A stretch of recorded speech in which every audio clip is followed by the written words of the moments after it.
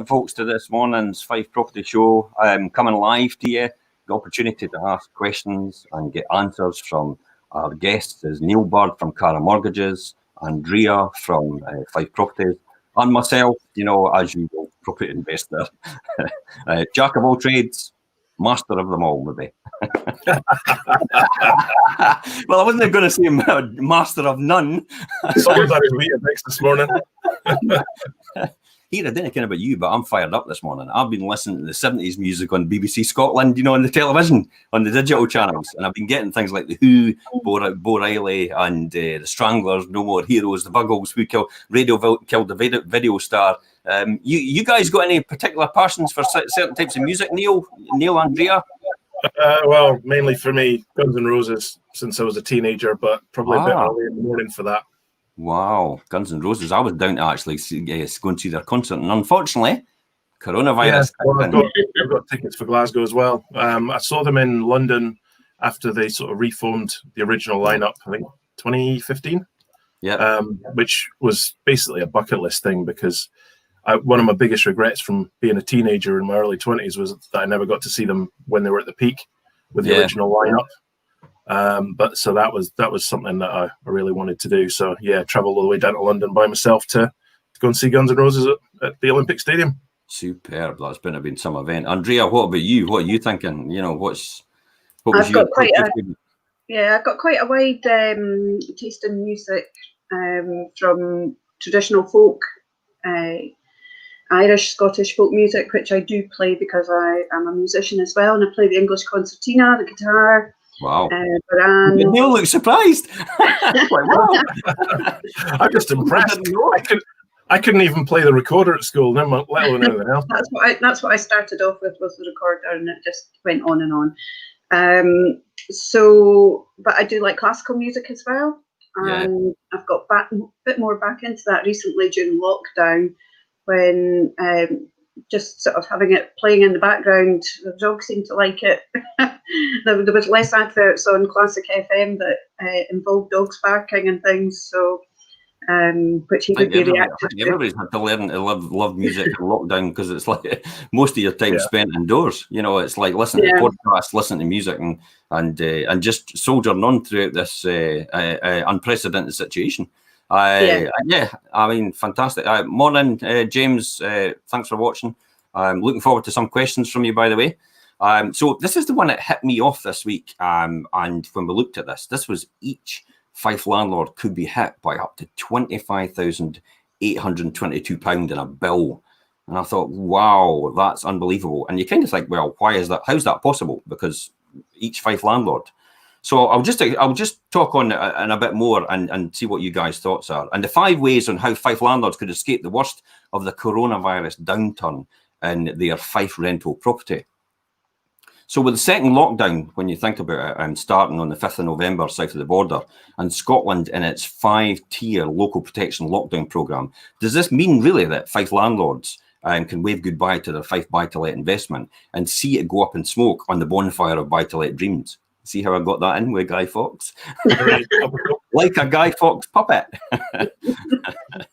And with many Fife tenants losing risk of losing their jobs after the furlough scheme ends in March next year, well, I mean, it's good that furlough's been extended to next year, isn't it, really, to make sure everybody's in a position. And we'll talk about that a wee bit more. And also, Neil, we can probably cover the extension, the mortgage payments relief as well, and the fact that people can actually avoid, paying their mortgages now.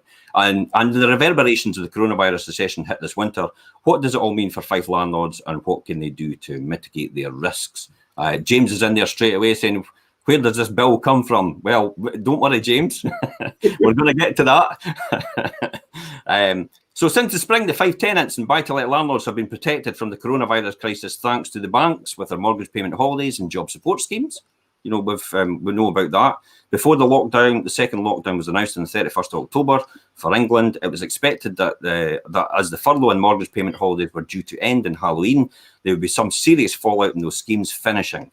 One silver lining from the lockdown, if you can call it that at all, as the mortgage payment holidays and the furlough have been extended. Yet does this all kick, does this all kick the can down the road? You know, what's your thoughts on this, guys? Are we just playing delay tactics here? Depends how long this virus is going to be around and with its current impact, and how long it takes to get a vaccine. I think that's the key to everything, really, isn't it? Do you think the vaccine's ever going to transpire? I have a sneaking suspicion we're just going to have to live with it. So in terms of mortgage payment holidays being extended, so what is the mortgage payment holidays anyway, Neil? What is the implications of that, and how does that work for people that don't know about it? Well, the FCA at the beginning of the original lockdown basically said to mortgage lenders that for anyone that was impacted financially because of the COVID crisis, they could then take a up to 3-month break from making mortgage payments without it actually impacting on the credit file. So normally if you make an arrangement to pay, you've obviously going to get some sort of adverse effect on your credit report, and your credit score is going to drop like a stone. But this has no impact on that, as long as it's obviously agreed with the lender before you stop paying. Obviously, what they then do is they roll up any interest or missed payments on the back end of the mortgage, so your balance will continue to increase. But it does mean that you get the break of not having to pay a mortgage for up to 3 months. That was then extended for a further 3 months, so in total you could take 6 months worth of breaks. And that was due to end, the last pretty much was going to be running out in December for those that took the last breaks. However, the announcement just there at the end of the week, they've now extended the scheme to March, I think it is, but it only applies to people that haven't already taken the full 6-month payment breaks. So, right, okay. That's from my understanding anyway. I mean, it doesn't just apply to mortgages. It can apply to potentially bank loans, car finance, credit cards, things like that. So check with your lender, whoever it is, what they're offering at that time, and have a chat with them, and hopefully they'll be able to help you out if you are struggling. So for example, if you've taken up to 4 months mortgage payment holidays, you could get another 2 months. Is that the thoughts? I believe it is, but they're normally assessed in sort of a 3-month basis. So, but it also depends on your lender, because there are some that'll basically contact you monthly for a monthly update, where there are others you would just arrange to pay it for 3 months. And if you wanted to start paying back early, so people that were maybe only furloughed for a month or two originally, they could then resume their mortgage payments as soon as they went back to work if they wanted to. So it doesn't have to be for the full 3 months. But yeah, so are they still borrowing? They're still giving borrowing on furlough income. Well, I was looking at that last night after obviously you asked me on this morning. So thank you again for that, by the way. I've not seen much information on that, to be honest, because the furlough scheme was obviously due to end at the end of the month there, and mortgage lenders already said that they were withdrawing any lending based on furlough income, whereas previously they had been doing up to the 80%, or even 100 if your employer was topping up and you could evidence that. But because the furlough scheme was ending, they said they weren't going to be lending against it anymore. The extension of the furlough scheme, the way it has been, has taken everybody by surprise. So I think lenders are playing catch up. And so far, I haven't seen much criteria on it. I checked my spam filter last night just to make sure I hadn't missed any emails from Halifax or anybody, but there wasn't anything there. Interesting. Phil actually says, does the holiday need to be repaid within the original term or added to the end? So in other words, if you get a 6 months extension, does that mean your term, if you've got a 30-year mortgage, does that mean it goes for 30 years and 6 months? Or does it have to still be paid within that time? It would be within the same term, because what you'll actually find that your monthly payments will increase once you start repaying again. Yeah. So morning, anyone David, that is on a... Thanks for watching. Sorry? No, it's all right. I was just saying morning, David. Thanks for watching. It's David Hewkins watching in. So, go on, Neil.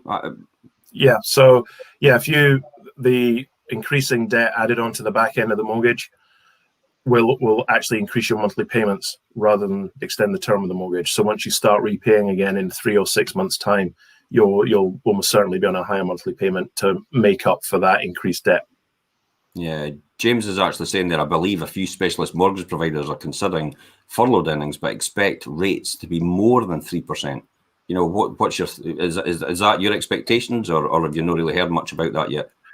As I say, I checked for lender updates yesterday evening, and very little's come through at this point. So far, the issue with rates has more been about loan to values than specific criteria on furlough income or that kind of thing.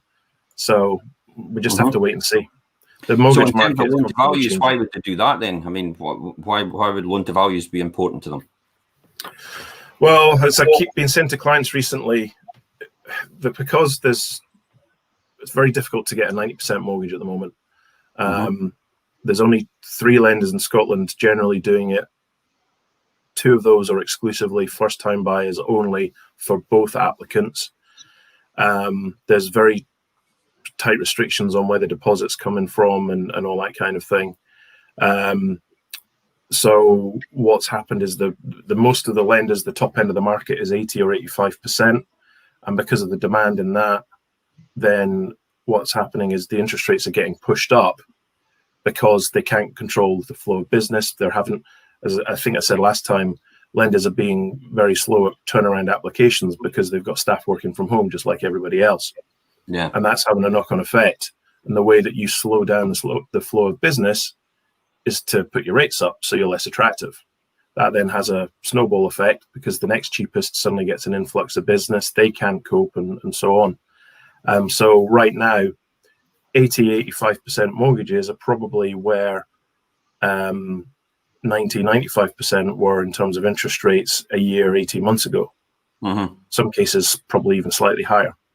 At the bottom end of the market, rates are still incredibly cheap.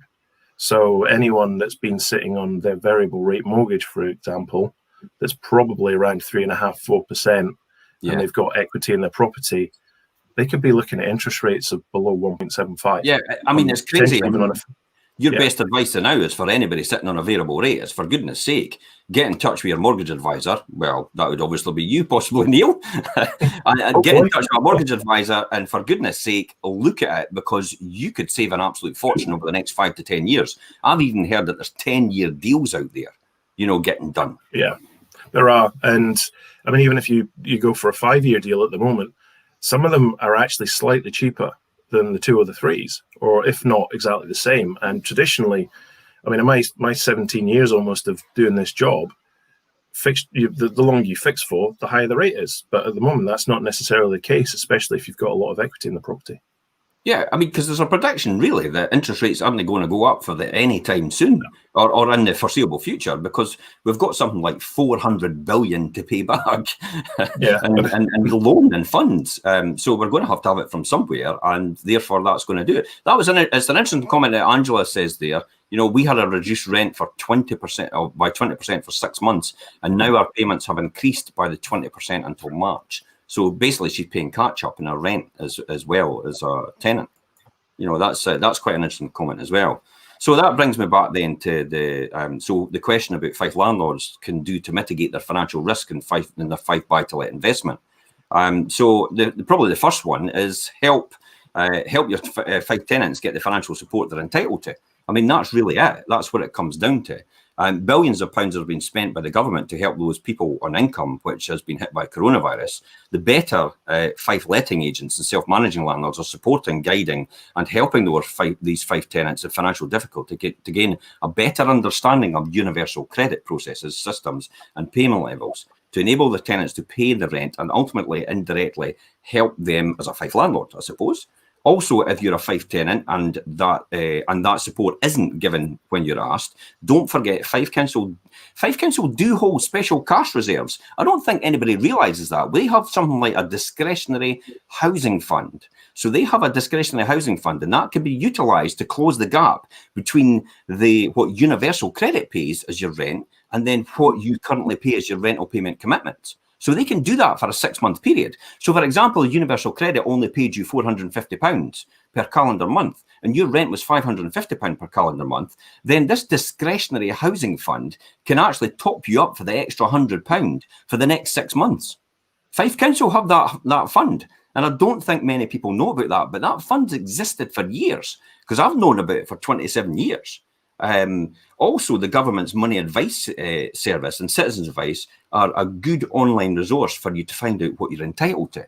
But let's be honest. I mean, how on earth do you survive on universal credit? It's not exactly earth-shattering money, you know, to get by, and you know, it's almost on the poverty line, dare I say. I mean, you know, Andrea, is that kind of your impressions of universal credit? What I would say is that for people who are requiring universal credit, it would be worth a visit to the Citizens Advice Bureau to get, you know, some kind of advice on how to manage their daily spending. They do a lot of work with people, helping them work out budgets. If there are any debts in the background, they can set up a debt repayment program. And, you know, the advice that they can give, I think, is a lot more than what people think Citizens Advice is there for. Yeah. And, you know, it's worth doing it sooner rather than later. Frontline Fife is another good resource I've found, and also Fife Key Fund. You know, they're two bodies as well that represent tenants and help them as much as possible. And as well, there's Shelter Scotland, you know, so don't forget to go onto Shelter Scotland's website. Remember, it's Shelter Scotland, not Shelter themselves, because that's the English organisation. But there will be a direction onto Shelter Scotland to give you advice as a Fife tenant as well, on what you should be doing, how you should be doing it. So I think these are the key things. So the key things for a tenant is make sure you get advice on what you're entitled to and universal credit. Make sure you check with the council. You could probably apply for the difference in your rent between what you are due and what you are owed in terms of your rent. You could actually apply for that in discretionary housing fund with Fife Council. Frontline Fife is a great resource. As I said, Shelter Scotland and also Fife Key Fund are a great resource. There's a whole lot of bodies out there which will help you, and also your local housing officers with Fife Council. You know, they can help you access information as well. So adopting and adapting and improving your Fife buy-to-let property, demand for gardens and office space means that Fife landlords will need to think outside the box. These Fife homes, with tenants sharing, HMOs or shared houses, for example, might need to price their pre-coronavirus 4-bed sharing house to maybe a 3-bed sharing house plus a work home office. Because, you know, people are having to work from home now. So, you know, if you're chock-a-block into a property, you need that extra room for that. So they might end up having to price it differently. So if you haven't already, installing a top-of-the-range, fast and dependable internet connection could be the thing that swings it.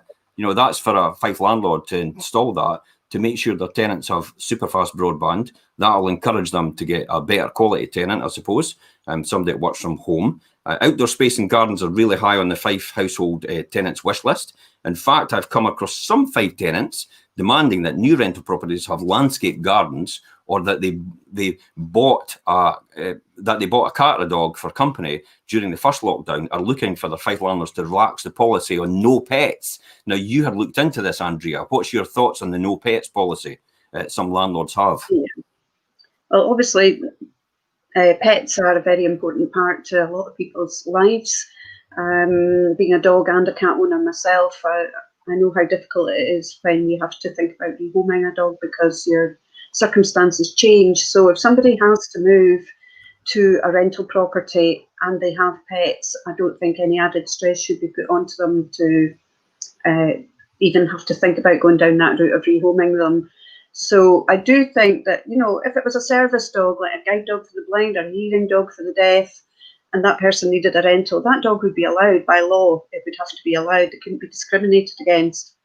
But what are why are they allowed? Is it because they're well trained and there's the knowledge there that the dog isn't going to be a destructive dog, it's not going to be a noisy dog, or the cats are going to be well looked after, whatever?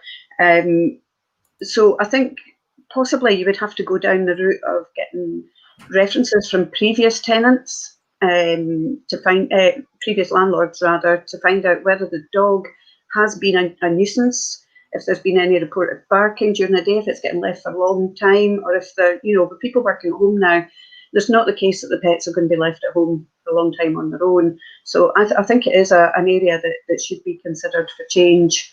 and not just take a personal, oh, I don't like cats, so I don't want cats or dogs in my house. I personally think a blanket policy of no pets is not the way to go. I've never done that.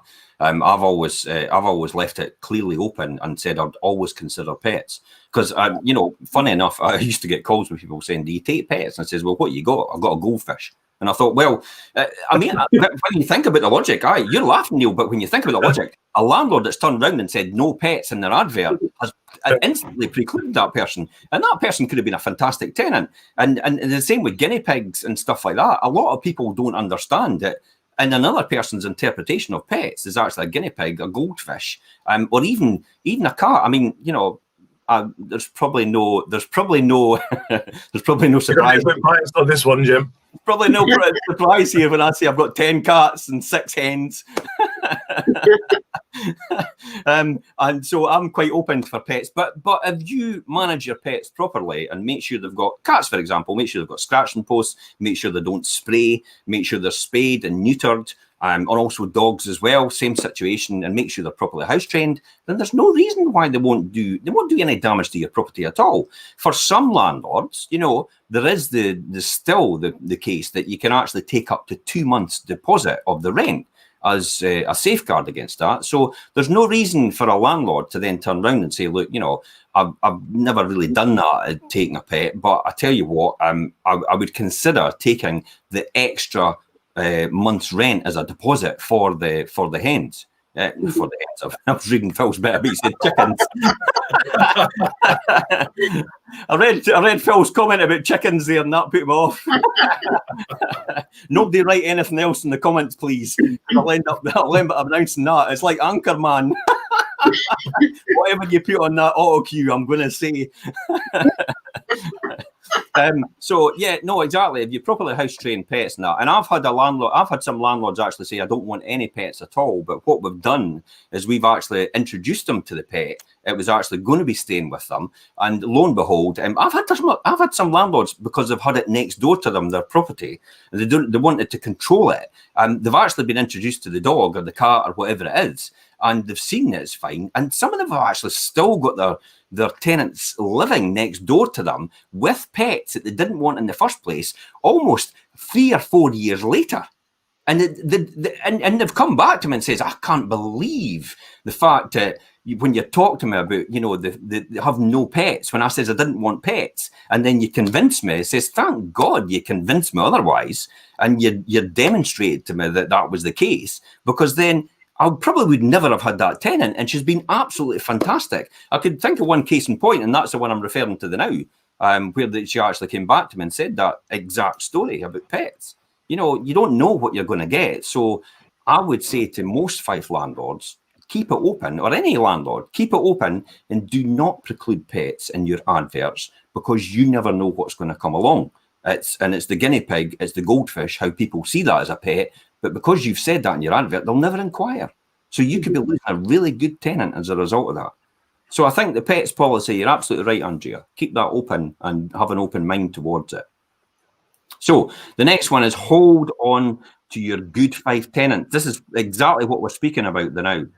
For those Fife buy-to-let landlords with decent tenants who find themselves in financial dire straits, should consider attempting to keep them, even if their own monetary circumstances mean that they have to decrease the rent somewhat over the short term. Now, of course, I would expect that the tenants need to prove their circumstances. Yet, if their plight was real, surely it would be a wise choice to reduce the tenant's rent by perhaps £50 a month and support for your tenants. You know that they are taking great care of your Fife rental property, and rather than risk the issue of advertising your empty buy-to-let property, particularly where there is no assurance that you'll achieve your existing rent that you're getting now, and ultimately risk drawn out void periods. So when you think about the logic, this is where it all comes into play about this. James, you'd said it. Where does this 25,000 come from? This is what we're talking about. This is if you end up not putting that rent down, the tenant then leaves, gets a cheaper property and for a period of time. You then have a void. You could end up losing rent for a period of months. That's contributed towards that figure. You could even have to adapt the property for the next person coming in. Again, that's a further cost you have to pay as a result to get the tenant you're after. So this is all costs that will come on and add on to it. And I'll explain out throughout the process. And what I'll do as well at the end of this, I'll actually post the link to the article I'm talking about, so anybody can read this in further detail if they want to and go through the numbers. And then come back to me if you need some more advice. So particularly, there's no assurances that you'll achieve their existing rent, and ultimately this drawn out periods and void periods with no rent coming in at all. So what I'd suggest is, therefore, in circumstances, is that you create a new private residential tenancy with a longer term to give you peace of mind of the rent for a longer period. That's really what it comes down to. You know, is that kind of what you would think you would want to do as well, Andrea? Is that what you'd advise as well? Yeah, it probably would be. I would say that obviously a lot of buy-to-let landlords have got mortgages on their property. So if they're taking advantage of the mortgage holiday, could they perhaps pass that on to their tenants and give them a rent holiday? Yeah, the key is, though, you've still got to pay it. It's no something for nothing. Yeah. Because the bank's not going to turn around and say, oh, by the way, you don't need to pay that anymore. Yeah, it's for nothing.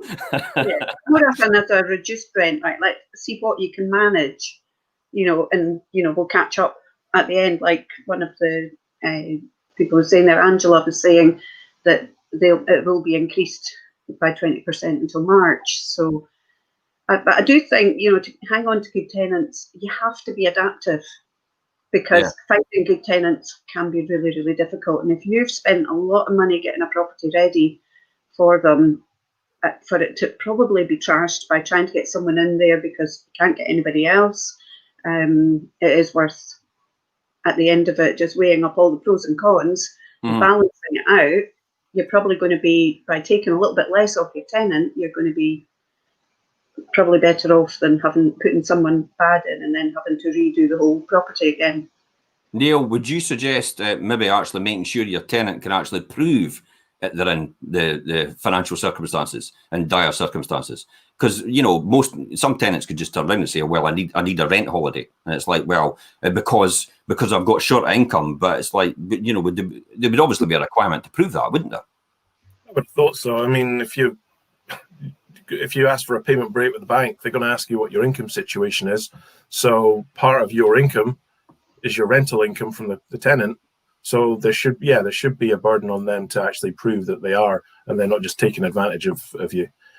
Just one other thing I thought I'd mention, actually, that a lot of people aren't aware of exists. Obviously, one thing that can cause problems with tenants paying rent, just like everybody else paying a mortgage, is if they were to get ill themselves. So we do actually have access to a sort of an income protection type policy that is designed for tenants that will, if they were off work ill and not receiving an income from their employer, then they could potentially protect a proportion of their income that will allow them to keep up to date with their rent and household bills, cover cost of living. There's also hospitalization benefit and things like that. So it's a bit like a traditional income protection plan, but it's designed specifically for people in rental accommodation. So that's something that landlords could be discussing with the tenants, and it's something we would be able to quote for them, and it might be something that can keep the wolves from the door. I never realised something like that existed, and I knew some insurers would do income protection in terms of your employment, your normal employment, but I didn't realise it was in terms of maybe a loss of rent and stuff like that as well. And I didn't realise they would do that. Yeah, I mean, as I say, this is for tenants, so it would be if they were off ill, unable to work, no income coming in, they've then got a source of income that will help them keep up to date with their bills. So it's normally these products are generally targeted towards mortgage customers, obviously, but these are for the other end of the market. And if a tenant then wants to move out and buy a property of their own, it can then be converted into a traditional income protection plan to cover the mortgage. So it's quite a new product. It's not been around for that long, and there's very few insurance companies that do it, but we've obviously got access to one that does. Yeah, here's Phil jumping in saying, does that include COVID-19 though? Well, generally in the income protection market, there's not necessarily any restrictions on covering COVID. the restriction might be if you've already had it or you've got it, you're not going to obviously be able to claim against it. But these policies at the moment aren't specifically excluding it, generally speaking, certainly the ones that we have access to, because the thing is, income protection is more of a long-term illness cover. And for most people, thankfully, the COVID may not have fairly mild symptoms and that kind of thing. So it might be a fairly short-lived situation. But for those that are more severely impacted, then yeah, as long as they were symptom-free prior to applying, then in theory it should still cover it. Yeah, absolutely. I mean, the mortgage policies as well. You know yourself in the beginning when COVID first came in March, everybody ran for the hills, and the insurers immediately ran out and said, "We're not covering COVID," because they were all terrified that their complete liability would expose them, to billions effectively. But now it's probably become a bit more acceptable and a bit more relaxed and less risk involved now that they've actually seen what's happening. So they're probably been more open into it as well. Yeah, I think the biggest impact on that side of things that we deal with would be redundancy cover. I mean, that still not available to anybody at the moment because obviously the threat of redundancy is still very, very real across the economy at the moment. Yeah. So that's gone for the foreseeable future. But these things are based on somebody's health, age, that kind of thing. So they'll be underwritten on an individual basis. And if you've not been exposed to COVID, then there's no reason you can't get covered.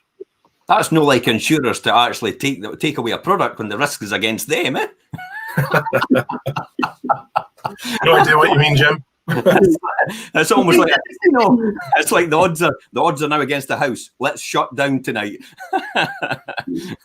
Typical. I think a lot of people don't realise. Sorry, a lot of people don't realise though that when they're taking on a rental, yes, they're in work and they think, yeah, that's fine, and then they go away on their skiing holiday and they crash into a tree and they break both legs and both arms, and they're not able to work for the next 6 months, but their landlord's still going to Andrea. Well, is that why you bought the hammers in case I crash into a river to get out my car? Yeah. You're not going to let me forget that. You don't know that, Neil, but I got a Christmas present off Andrea one year in the Secret Santa, and I thought, what's that? And she says, well, in case you drive off a bridge into a river in your car, you can take the wee hammer out and smash the window and get out. And I thought, how on earth, at what point did you think that's ever going to happen in my life, where I'm going to drive off a bridge into a river in that specific moment in time and actually, oh, look, there's this hammer, it's going to save my life. Is it like the wee escape hammer you get on the top of the bus? Yeah, that's exactly the same. Oh, dear. It's brilliant. TV gold, genuinely. So really, I mean, when you think about it, another key point is carry out firmer checks on your prospective Fife tenants. That's what I would say to landlords. Many Fife private landlords and a few slipshod Fife letting agents do tenant checks are somewhat lacking in their depth when they do the tenant checks. But trust me, there is tenant referencing, and there is proper forensic tenant referencing available. As certain parts of the British economy have been hit harder by others, Fife landlords must consider, when choosing their new Fife tenants, the type of work they do and who their Fife employer may be, to enable them to decide on their future capacity to meet their rental commitments. I mean, we're actually going through this just now. We've actually insisted that, with people that maybe have just started a job, we're going to have a guarantor. We're going to have a guarantor to go alongside that person because, they've only just started a job in a month and all of a sudden they want a house and they've never had a house before. And I'm thinking, you could lose this within your probationary period. And then the next minute you can't afford your rent because so we've actually made sure that's all put in place where guarantors are insistent now. It's made it more difficult, which is unfortunate for the situation, but it's like the insurance companies, we can't afford to take risks in certain situations anymore.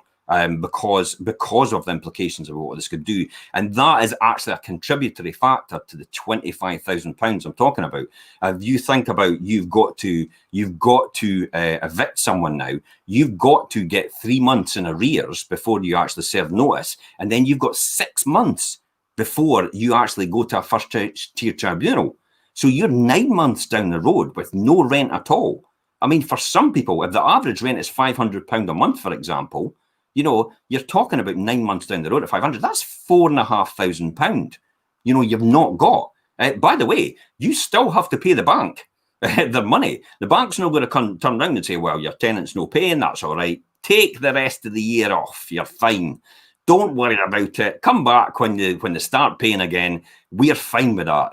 Good on you, Jim. You're a great lad. No, they're going to go get your money paid, or we're taking the property back now, and we're taking you to court. That's the reality. So unfortunately, that's the situation we've got to do. So what I would say is make sure as a Fife landlord you carry out firmer checks on your prospective Fife tenants. The other thing as well is, I don't know if you get involved in it, is rental guarantee insurance, Neil, if that's anything that your company gets involved in. There are still a number of insurance companies offering landlord rent guarantee insurances if your tenants become unable to pay their rent. This is kind of what you're talking about, wasn't it, in terms of making sure you're protected, income protection? Is that kind of on the same line, but a bigger policy? Well, that tends. There are some buy-to-let landlords. It's part of their basically their insurance cover for the property. It can come with a rental guarantee included in it, which again, some of the products that we do sell can include that. So that's more about just if there's no rent coming in because either the tenant's absconding or if there's damage to the property and they have to be housed elsewhere, that could potentially cover the cost of that temporary rehoming and the loss of rent. So that's more to do with the buildings insurance than it is a standalone policy to protect someone's income. So it kind of comes into the full thing when you think about it. It's just a universal policy where many insurance firms, like we'd said before, have actually, they ran for the hills and they actually took all these and withdrew these products in the first lockdown. Yet some have actually returned to the insurance market, although the insurance premiums are actually going up in price because obviously to reflect the risk that's involved. Remember, the key thing for Fife landlords, I would say, is remember to check the small print in the insurance. Although you will get a lower insurance premium, if you can show a stringent tenant referencing. So you will get lower insurance premiums if you show a stringent tenant referencing, as the previous point would actually said about making sure you get proper referencing done, making sure you get guarantors in place. The one thing I came foul for across myself and came foul of was basically a rent guarantee insurance where it says, oh, you've got up to 6 months rent guarantee. And the next minute it was like, you know, when I decided, because I've never really had a rent guarantee insurance at all, ever. And I decided to try it out and see how I was getting on with it. So we went with a certain provider for rent guarantee insurance. I eventually said, right, I'm going to have to claim. And then all the small print came out. It was like, well, wait a minute. We take your deposit as part of the rent now. So it's no longer 6 months rent guarantee. It's now 5 months we're guaranteeing. And your tenant should have paid your first month's rent up front. So it's no longer 5 months guarantee. It's now 4 months guarantee.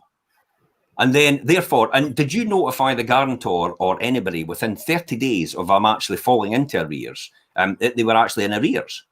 And then on this occasion, actually, I didn't know because it was in the small print. I didn't. And I thought, oh, you're joking. And they went, no, well, we're not due anything yet. Only because I told the tenant they weren't in arrears.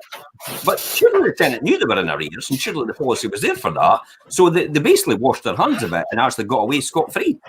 And that's typical insurance companies for you. So I would say in a rent guarantee insurance for your Fife rental property is make sure your small print, check all these details. And that's another thing that you could fall foul of. It adds on to that £25,000 bill of potential liability when you do that. So it's all starting to mount up when you think about it. It's all starting to mount up when you come into the financial support because they can't pay the rent, so you've got loss of rent. Adapting, you're having to reduce the rent as a result of it. You're maybe actually losing the tenant because they've got to go to another property because you've not reduced the rent. Therefore, you've got a refurb to do. That's another cost involved. You've not carried out you're not carrying out the firmer checks. Therefore, you're getting people that are coming in that are again not in a financial position to proceed if anything happens to their tenancy. So it's all these things that start to cascade to that figure, and it's amazing how it all starts to add up. You know, that's the key here. But your last resort really has to be eviction. The last resort is eviction at all costs. I would say that you do not want to get down that road, because it is a huge cost to evict a tenant now, because the PRT, which is a private residential tenancy, now actually says you cannot short assured tenancies used to give you the right to end a tenancy for any reason at all. You just decided to end the tenancy. That was a short assured tenancy. The new private residential tenancy, which is the PRT that the Scottish Government brought in, means that you can only end a tenancy by one of the grounds in the legislation. You can no longer end a tenancy just for ending a tenancy. You have to have one of the grounds. And that's like you're moving back into the house, you're putting the house up for sale, your tenant's in 3 months arrears. These are all the main things. And there is a whole lot of other things. There's about 18 different grounds. And there's discretionary grounds, there's mandatory grounds. And if anybody wants any more details on that, they can more than happy to ask me about it in a private conversation, because it'll be a snooze fest if we keep going on about about residential tenancy ending and stuff like that. But the nuclear option really is eviction. Fife landlords need to be conscious that should the tenancy run into trouble, the government have changed the rules when it comes to eviction during coronavirus pandemic as well. Eviction really does have to be the last option, the very last option. Negotiation or arbitration will always deliver quicker and improved outcomes for both parties. That's probably the key here. That's when Fife, Frontline Fife and Key Fund and other bodies like that and Citizens Advice can actually help in that process. That is probably the best way to go. Fife landlords who do come to mutually agreeable arrangements with their Fife tenants, but by briefly reducing the rent or allowing payment holidays will with legally enforceable payback schemes and schedules, should ensure that they get the agreed terms in writing and run it by a solicitor or their agent themselves. And feel free to drop us a note if you need some advice on that. However, if eviction is required, it doesn't mean that the tenants get off, excuse the pun, scot-free. Evicted tenants, depending on their circumstances, will either be placed into a temporary, inexpensive B&B, asked to move in with family, or given one of the local authorities' temporary accommodation properties, with the goal to then move them into a long-term council accommodation. I mean, the chances of obtaining a private rented accommodation would be slim, with the agent's heightened references checks more than at the end. And then what's the chances of them actually getting tenancy through the council? I mean, the council's really no building houses anymore. You know, that's just no happening. Although social housing providers are building houses now, we see quite a lot of that happening. Andrea and I were over in Cardenden yesterday, visiting Lochie Homes. We were talking to them about the new site for the 92 bungalows that are going out in St. Monans.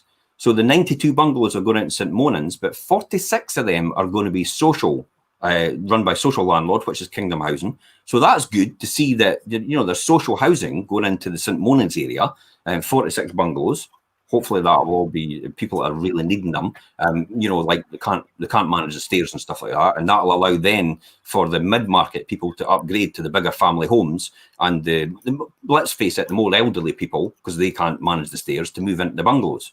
And so that will be a great help. And then there's also 46 bungalows going for private sale as well. So we were talking to them about that as well. So Jim, just on that, has there been any word of Fife Council buying back council houses? Because I've actually had a case recently. Absolutely. They've been buying them back in their droves. Yeah. They have got a new budget. Well. So what's happening is Fife Council is actually, they've been approached to buying back council houses. We talked on it a couple of shows ago where they're actually, and I was perplexed. Well, why are you buying back council houses? Why would you not just build? And they said it was dearer for them to build than it was for actually to buy them back. So they're better actually buying them back with the money they've got rather than actually build new. That's policy, eh? Yeah, I mean, I suppose it saves on they're not having to buy new land and planning permission and all that kind of thing. Although you would hope that the council could get their own planning permission through fairly quickly. Councils don't actually need planning consent. Ah, okay. Yeah, that's the thing I never knew. I did find that out. There's different ways to value land as well. Land's valued at a lower rate if it's for social housing, believe it or not, than it is for private housing. So the council actually, and I'll say this right now publicly, the council actually, they soothe the figures, I would say. They soothe the figures to enable another, maybe a housing provider, a social housing provider, to buy land which otherwise would get a lot more money from the private sector, because they deem it to be for social housing. Therefore, it actually gets downvalued as a result of it, which isn't right, because as far as I'm concerned, the public purse's liability, it's our money, and they should be making sure they're getting right value for money at the end of the day. But they're arguing because it's for the community, they can do that and then sell it off at a lower value for land. So, that's just a wee political point I thought I would throw in there. Yeah, but you're absolutely right. They are actually buying back houses, the council. And they will continue to buy them back over the medium to long term and restock some properties. They're not going to get a lot, because when you think about it, they've lost thousands of council houses over the years. So it's going to take a long time to replenish anything. So more than anything, it's just a piecemeal approach. I think the people that are making the inroads into this are the social housing providers like Kingdom Housing and Fife Housing, which are building large scale. They're getting large scale developments, like, for example, the 46 houses at St. Monans. And then they've also got, developments in Leven they've built. They've got developments up in Cardenden they're going to be managing. So that, Kingdom Housing's making huge inroads into the social housing providing market. Ultimately, personally, I always think the council's best person to run rented accommodation for social tenants and social landlords. But that's just a personal view. So the potential cost of eviction of a problem Fife tenant, here it comes. So the average rent for a Fife property currently stands at £773 per calendar month. That is an eye-watering amount. But when you think about the logic of that, I'll run down why that average rent is like that. Because what you find is when you come to places like Cooper, it's £690 average rent. Glenrothes is £449. Leven is £455. St Andrews is £1,197 average rent. Someone is paying beyond that in St Andrews. That is a phenomenal figure. So thankfully, evictions are very rare. Last year, before lockdown, tenants from 201 rental properties were evicted each working day in the UK. Remember, that's right across the UK. That sounds like a lot, but that's right across the UK. But if yours was one of those, this is still a potentially large cost. So working on that basis, most evictions from the first rent not being paid through to the eviction, refurbishment of the kitchen, the bathrooms, the carpets, the decor, because often these need to be sorted and replaced as well when you go through eviction, because eviction is usually a last resort when it's getting to the end of their tether, and you're probably not going to get your property back in the best condition if that's the case. So we're taking an average between 8 and 9 months before coronavirus hit, plus the mortgage payments. This means that a Fife landlord could be hit by a £25,822 bill, broken down as follows. Missing rent, about £6,500. That's the 8.5 months. It's a lot of money. New kitchen, about 3,600. New bathroom, around about 3,000. New carpets, about 2,000. Redecorate, about 2,000. Agents' fees, about 700. Legal fees and court fees, because let's not forget, when you go through an eviction process, you've got to pay a lawyer to do this. It's no easy to do it yourself. So that comes to roundabout legal fees and court fees, could be about £3,500. That's amazing when you think about it. That's frightening. And then the mortgage payments is about 4,400 on that property. So that comes to round about the 25,000 mark. So it's the overall impact. It's not just I'm saving my rent and I'm getting a new person in. It's the cost of actually I often talk to some landlords. It's commercial reality. Your situation just now is, if you put a tenant out of a property because you want the full rent, you want an extra £50 out of them a month, and you're arguing for an extra £50 a month, you end up putting them out. You've got a void, which is maybe £500 a month. So if you've got a month, there's £500 a month. It's going to take you 10 months to get back that 50 quid you were going to reduce that price by. If it goes 2 months with a void, it's going to take you 20 months to get that money back. And who says you're actually going to get that tenant? And if the tenant moves out, their decoration is maybe not the next tenant's decoration. So then you have to decorate the property. And then you don't know the condition of the carpets, because once they move all the furniture out, the carpets could be needing replaced. So it's that as well on top of it, and on top of that, and it cascades up to a huge bill. So this £50 a month that you thought you were trying to save because you were adamant you were going to squeeze this out of a tenant, in reality ended up costing you £25,000 overall. That's a frightening figure to hit home with. So what that would now be is anyone's guess, yet alone a lot more. So this is why it's important to get the best tenant from day one. That's the key here, coming back to everything. Many Fife tenants who know they wouldn't pass the references of the letting agents are attracted to those private landlords who do not use a letting agency. I'll say that again. Many Fife tenants who know they'll not pass referencing will be... There you go. She agrees with me. Ding, ding, that's time up. But she agrees with me. She's probably exactly, yes, absolutely. I agree with you. Absolutely. So many Fife tenants that actually won't pass referencing and know that they probably won't actually pay their rent or have a problem with it will not go to a letting agent. So this is why it's sometimes important to actually use a letting agent to rent your property. So this is not to say that going to a letting agent is a guarantee that you won't need to evict. It just means that the chances are much smaller. Like anything in life, it's choice. So whether you're a Fife landlord who uses a letting agent or not, and feels their reference checks are not to the standard or level you might hope, or if you just wanted to chat about the best rental guarantee, then, as I said, please feel free to give us a call. That's the key point here. I mean, overall, what's your thoughts on this, Neil? Yeah, I mean, it's like you say, it's quite a frightening bill. I mean, I've been through part of that myself. I mean, I've had a property I've just got a tenant in this week that's been vacant for a very long time. It was at the point just before lockdown, I was going to have to get new carpets and put in, and then lockdown hit and never happened. So that was another probably 6-7 months before I could actually get a tenant in. Some of those costs, I would say, if you've got a quality buy-to-let buildings insurance, that would cover some of it. Certainly a lot of the legal costs and things like that.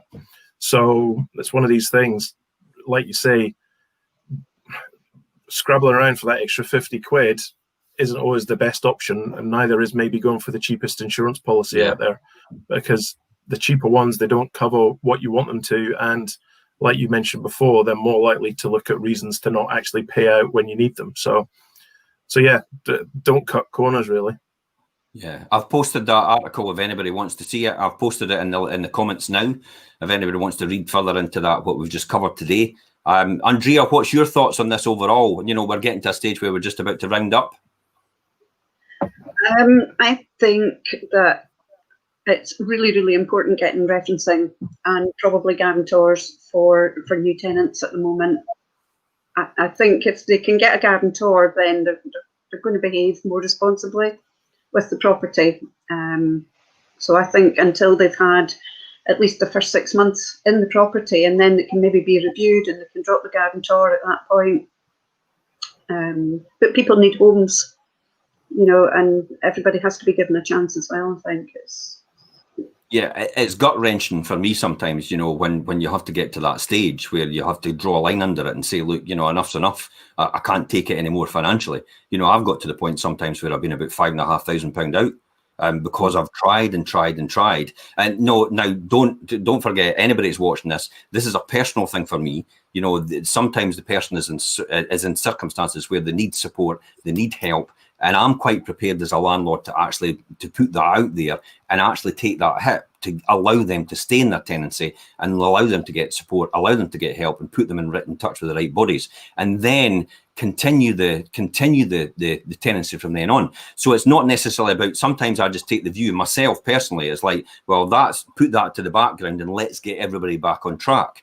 That's the key, and that keeps them in their tenancy as a result and keeps everybody safe in their home.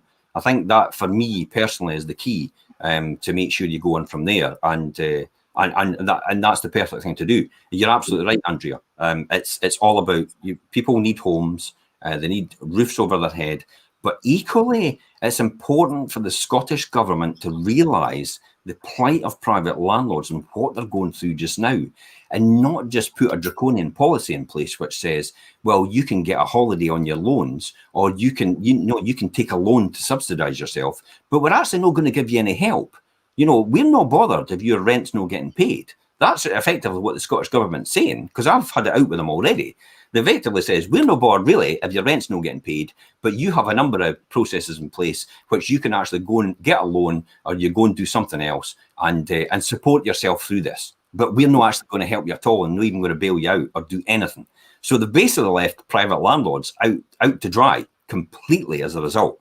But it's equally as you say, Neil, the bank's not going to turn around and say, well, that's fine, don't worry about it. We're more than happy to give you a holiday in your rent, your payment, your mortgage payments. You don't need to pay us that money back at all. That's fine. That's okay. What's the likelihood of that happening, Neil? Pretty small. Yeah, just to say that. I would say non-existent. To be fair. I think communication is the key, whether you're a landlord or a homeowner that's struggling, or a tenant that's struggling with payments for anything. Early communication is the key, because people are not mind readers. They don't know if you've got that problem or not. So if you are struggling to make a payment for whatever thing, for the rent especially, or for your mortgage, speak to somebody about it as early as possible. And get the stress shared as a stress half.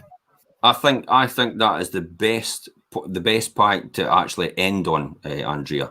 You're absolutely right. I think we could end on that note really, and leave it there. The key is to speak to your landlords and get the best advice as well from everyone else. And on that note, guys, thanks very much. That's almost an hour up. Thanks very much for coming along to the Fife Property Show.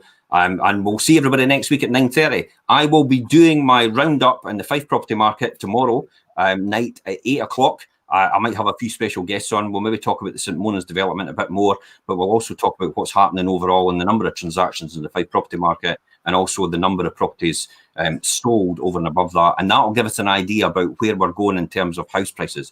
Interestingly enough, the Halifax actually said that house prices have gone up with the last year at 7.5% have gone up, and it's their highest jump since 2016. So if you get a chance, check out that on the BBC website.